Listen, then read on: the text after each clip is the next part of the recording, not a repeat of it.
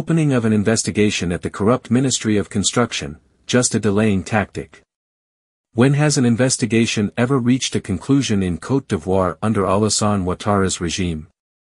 Corruption has become the DNA of this usurping power which, as elections approach, tries to play the innocent to divert the people's attention. This press release from the Ministry of Construction, Housing, and Urban Planning, MCLU, brandished as proof of rigor and transparency, is just another charade to lull Ivorians into complacency. I read it to you. Ministry of Construction, Housing and Urban Planning, MCLU. Press release. For some time now, in the context of the Basicoy affair, publications relayed on social networks, and in the press have accused certain agents of the Ministry of Construction, Housing and Urban Planning, MCLU, of corruption. Faced with these allegations, Minister Bruno Nabagni-Koni, faithful to his commitment to transparency and rigor in the management of urban land, has ordered, since Monday, February 10, 2025, the opening of an in-depth internal investigation, in order to establish the facts and identify possible responsibilities. In addition, a judicial investigation is also underway to ensure impartial and lawful treatment. The MCLU wishes to reassure the population that any person found guilty of breaches or reprehensible practices will be subject to sanctions, in accordance with the texts in force. Minister Bruno Nabagni-Koni is personally following this case with the greatest attention, and will ensure that all light is shed. Given the sensitivity and complexity of land issues, the ministry invites everyone to demonstrate responsibility, and to avoid any statement or publication likely to disturb or mislead public opinion. Friday, February 21, 2025. Communication and Public Relations Department. The situation remains tense in Anyama 4 Croix, where a land conflict pits the local population against the Arc-en-Ciel company. After the recent riots, the standoff intensifies and everyone remains firm on their position. We received our ACD before 4 Croix was established as a village. 4 Croix was established as a village in 2021, but we received our ACD in 2020.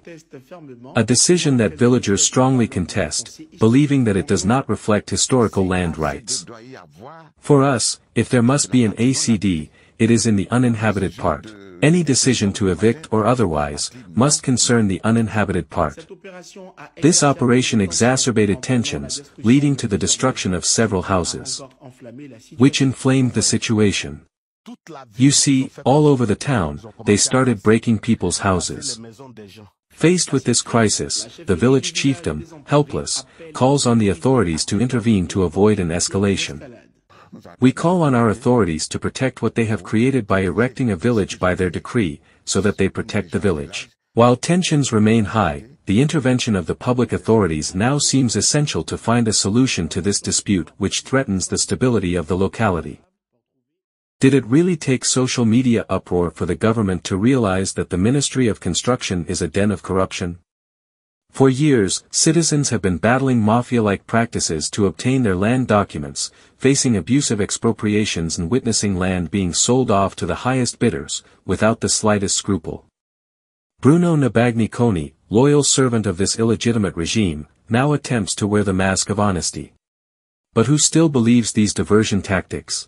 Every scandal follows the same script, a pompous statement, the promise of an investigation, threats of sanctions, etc., then silence.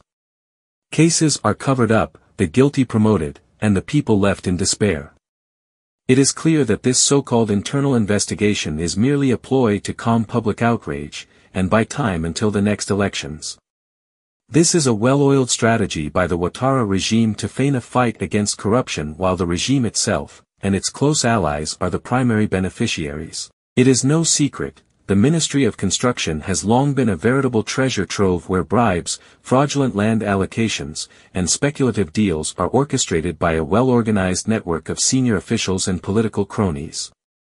Those who dare expose these practices are either silenced or sidelined, while the plunderers of the nation's land assets continue enriching themselves at the people's expense.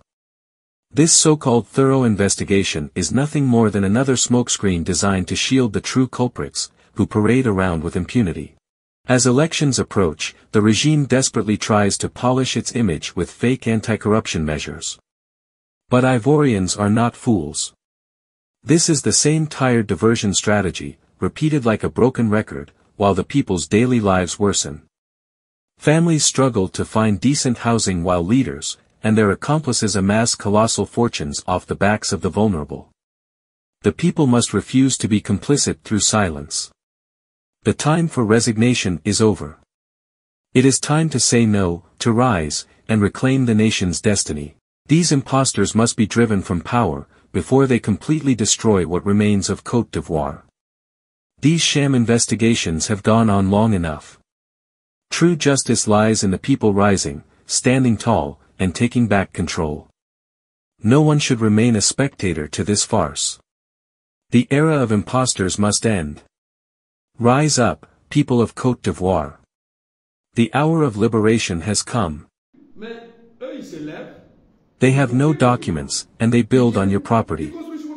When you want to complain, they are the ones who stand up. I would like to digress. As a land tax collector at the time, and even as president of the Association of Land Tax Collectors at the time, I had a wanted notice concerning me. I have the wanted notice here. I was caught cold and my car was almost set on fire if it hadn't been for the 30th Arrondissement police station. What is their strategy? They come onto my land, I have my land title. I built my fence and I have all the evidence there. What does he do? He breaks down my fence. He takes the photo and goes to file a complaint against me, saying that I broke down his fence. My own land. Do you see the strategy? It's so annoying. It coincided with the fact that I was in Paris. I came back to the country, I was driving towards the police station in the 30th arrondissement, and I saw a crowd that started shouting, "Here he is! Here he is! Thief! Killer! Here he is!" We thought it was someone else. Some time later my car was invaded. Onlookers wanted to set fire to my car. It was near the police station in the 30th arrondissement and I thanked the police from that station. They came in plain clothes. They entered my vehicle identifying themselves as the police. They surrounded my car. People had stones and sticks. I asked what it was about and the police asked us to go to the police station in the 30th arrondissement. They made me go into the police station and there, I questioned them about the situation. They told me that there was a wanted notice against me and that I was wanted because I was a crook and that I had broken someone's fence. I assure you that it was thanks to the police that I was safe. Later, I asked who was complaining. The crowd was in front of the police station in the 30th arrondissement. I was so panicked. And here comes the National Gendarmerie, led by Mr. Largeton. I remember that name, Mr. Largeton, gendarme. There is a wanted notice against you because you broke the fence of a certain Koulibaly Mamadou. A Koulibaly Mamadou? Who is he? So that's why they almost set fire to my car. Fortunately, the commissioner said, "Sir, can you introduce yourself?" When I introduced myself, I told him that I am the land tax collector for the Bessakoy area. But what are we talking about? We have our tax city, and I am the person in charge of the city. The commissioner got angry. He asked who the complainant was. The policeman did not want the complainant to introduce himself. He said that the complainant did not need to introduce himself and that he was at the police station. I wonder what country we are in. This really annoyed the commissioner. Someone who complains, but he is not there. What if he had been killed? In turn, I go to the police station. I arrive there and the complainant is not there either. I say to myself, how can someone complain about us and he is not there? Where is he? Senior officers from the police station come to ask me to go home. I told them that I will not go back and I would even like them to put me in prison. If you do not put me in prison, then I will make noise. I want to go to prison and I want to see the facts. They asked me for forgiveness and I went home. They told me that the case was closed. I said no, it was not closed. We cannot close the case. I continued the case and I went to file a complaint at the police headquarters. I thanked the investigators from the police headquarters. They did a complete investigation. Look in black, it is my fence and he came to build on it. The investigators discovered that it was a scam that he had done. The case went to court and the judge asked for him to be imprisoned. Oddly enough, the case did not go any further. We were told that a phone call had come from the presidency of the republic. That is how the case was closed. Since they escaped prison, we thought that they would not come back to our land. But despite that, our land is allocated to third parties. You have your land title, it is not a problem. They do not care about that. You have ACD, it is not their problem.